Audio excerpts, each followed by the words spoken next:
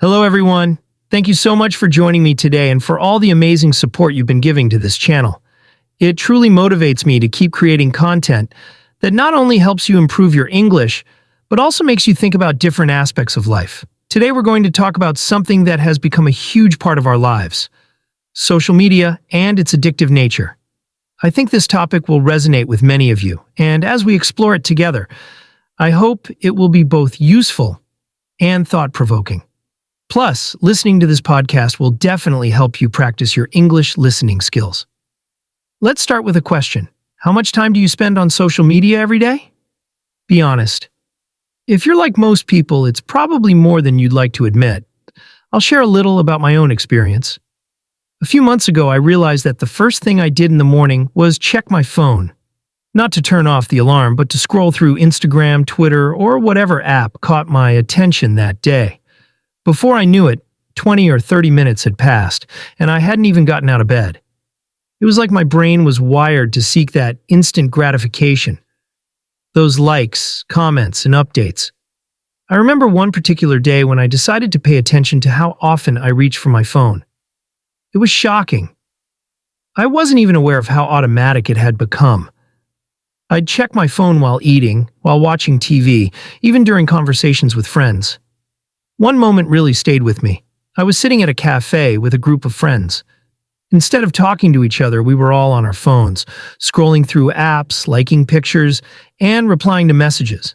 It felt strange, almost as if we were together, but still completely disconnected. That moment made me question how much of my life I was giving away to social media. Was I using it as a tool, or was it using me? That's when I decided to take a break. I challenged myself to stay off social media for 1 week. At first, it was really hard. I kept feeling this urge to pick up my phone and check what was happening online. I'd find myself opening apps out of habit, even though I knew I had nothing to look at. But after a few days, things started to change. I felt calmer, more focused, and surprisingly more creative. I started noticing small things around me. The sound of birds in the morning, how the sunlight came through my window, or how good it felt to sit and enjoy a meal without distractions. I began spending more time doing things I truly enjoyed, like reading, journaling, or going for walks. One of the most rewarding parts of this experience was how it improved my relationships. Without the constant distraction of my phone, I found it easier to have meaningful conversations.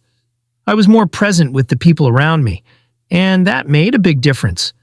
I realized that while social media connects us in many ways, it can also make us feel isolated when we overuse it. Now, don't get me wrong. Social media has its benefits. It allows us to stay in touch with loved ones, learn new things, and even share our own ideas and creativity with the world.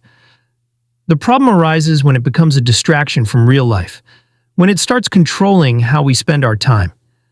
That's why it's so important to find a balance. For me, that balance means setting limits, like not using my phone during meals or turning off notifications for certain apps. So, what about you? Have you ever felt like social media was taking over your life? Have you tried taking a break or setting boundaries? I'd love to hear your experiences and any tips you might have for using social media more mindfully. Let's start a conversation in the comments. Your story might inspire someone else to make a positive change. Before we wrap up, if you enjoyed this podcast and found it helpful, please give it a thumbs up. And don't forget to subscribe to the channel for more content like this. Thank you so much for listening, and I can't wait to see you in the next episode. Take care and have a great day.